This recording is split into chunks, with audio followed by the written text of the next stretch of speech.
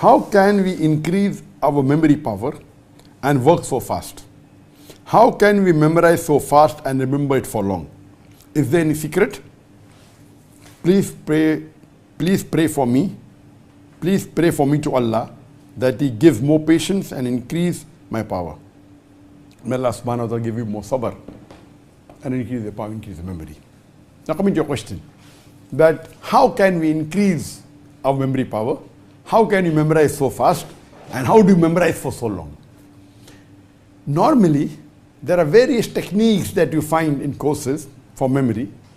And if you Google, and there are many courses of how to increase the memory, there are courses like mapping and different techniques of memory. But I personally feel that the best way to memorize is the help of Allah subhanahu wa ta'ala. And there are 3 points which are always mentioned in my Dawah training program or for success in any matters. Number 1 is the help of Allah.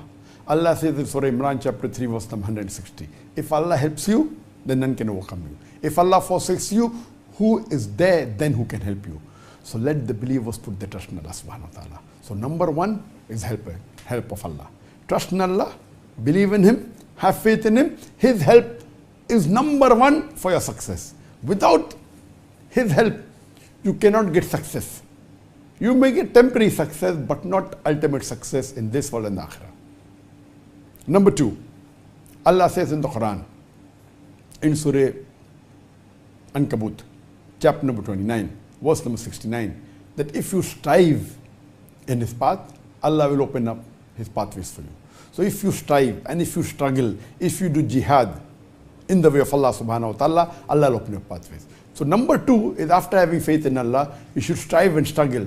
You should do hard work.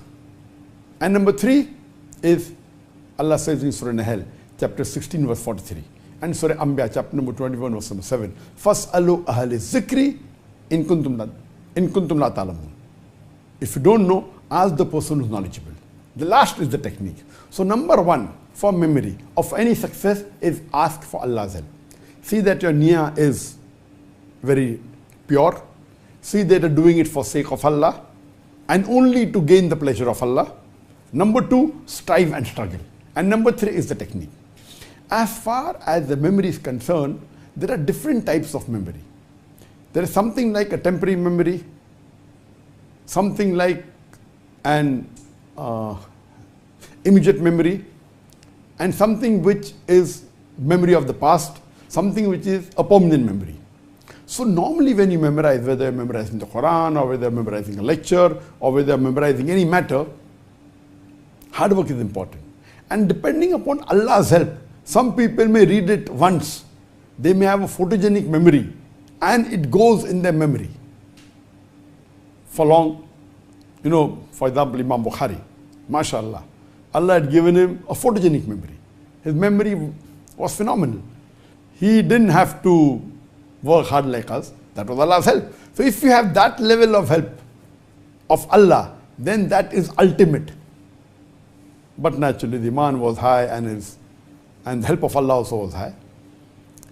But generally everyone should seek Allah's help, number 1. Number 2, strive and struggle.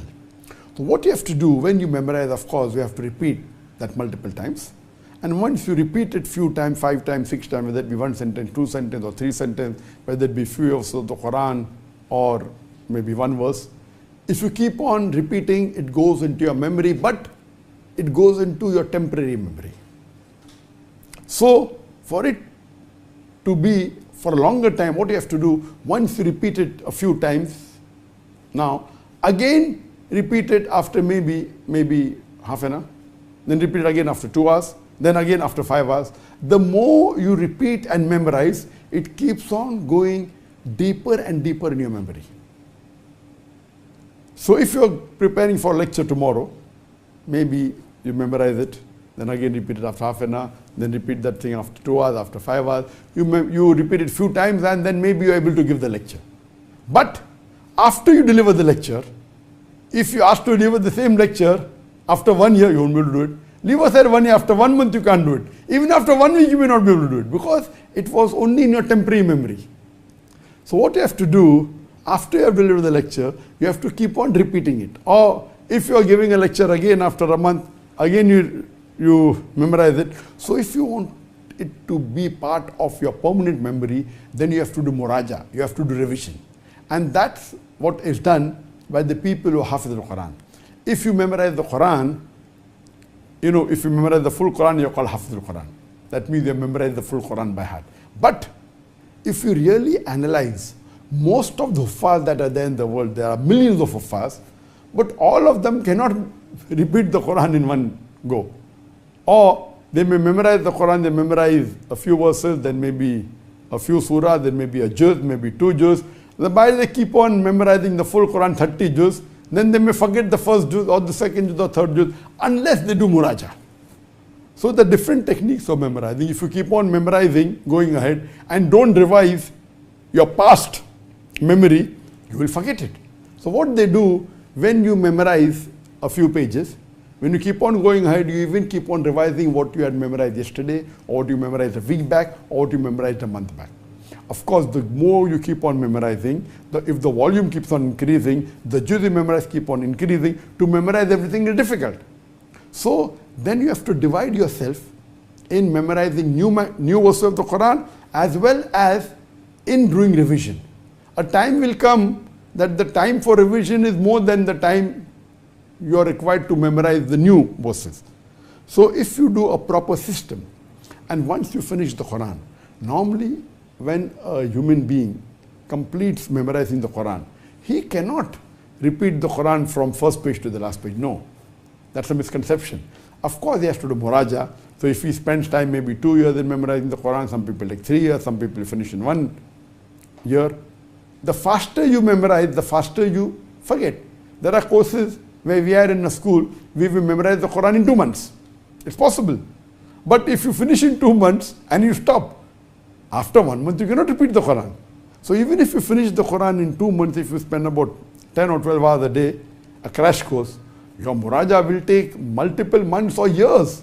So it's the same thing. You memorize in 2 months and you do revision for few years, or you memorize in few years and take additional few years for revision. So the main secret of memory is that you keep on repeating till the time it goes in your permanent memory. Now, most of the Muslims, majority, they know Surah Fatiha, because Surah Fatiha has become a part of their memory. Because Muslims are supposed to pray 5 times a day. And if you pray 5 times a day, you have to read minimum 17 rakah, or with a 20 rakah. So 20 times if you are repeating in the day, if you wake up that Muslim in the middle of his night, who's been praying regularly, not a Muslim who doesn't pray.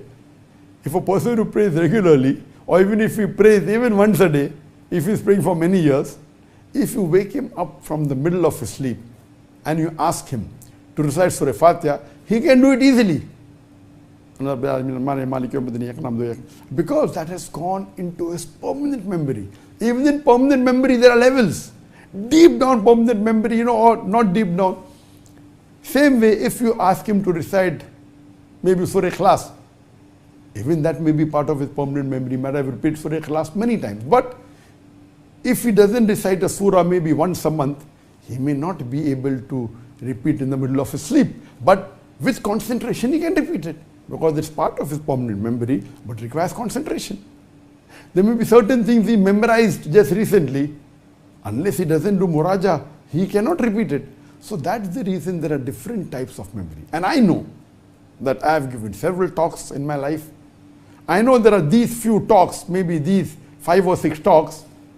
You ask me to get up from my sleep and give a talk. I can give a talk without revision, even if there are 50 verses of the Quran, 100 verses of the Quran, because those talks are part of my permanent memory deep down. There are other talks I may have to revise maybe for 15 minutes. Some talks I may have to revise for 1 hour, some maybe 2 hours. Those talks which I give rarely, I may have to revise for 3 hours or 4 hours. So every talk of mine is not part of my permanent memory. Part of the talk may be, but not everything. And the more goes in your permanent memory, it helps you in the question answer session.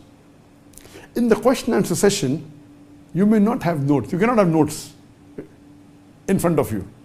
Question answer session when you give live. So when you're giving a talk, you can memorize your talk and deliver the talk. But Question answer session is something you aren't aware. Okay, here, because we're having question answer on the WhatsApp, etc., it's being filtered by my staff. And so some of the questions which I have received before from my staff, of course, that I've seen, so I can prepare if I want. And some of the questions I take live from the Facebook, from the YouTube, those questions which I take live are new questions. But normally, when we are handling an open question answer session in public, we are not aware of a single question. We can assume what may come and we can prepare for ourselves, but we don't know. So that time, if you have many lectures which are part of your permanent memory, that helps you in the question answer session. Therefore, I tell all my students, when you give a talk, don't carry notes.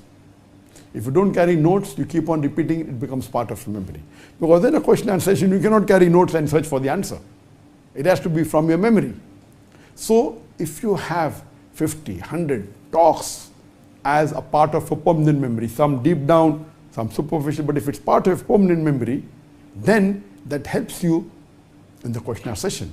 So as far as the formula for memory, number one is help of Allah. You pray to Allah. Ask Allah to give you good memory. Pray to Allah that you remember. You can pray in your Tahajjud Salah. Number two is hard work. You strive, you struggle. Number three is technique. See to it that you keep on doing muraja, you keep on revising. Help of Allah, hard work, revising, till it becomes part of memory. And if it becomes part of a permanent memory deep down, it will be for long, and inshallah can even be forever. Hope that answers the question.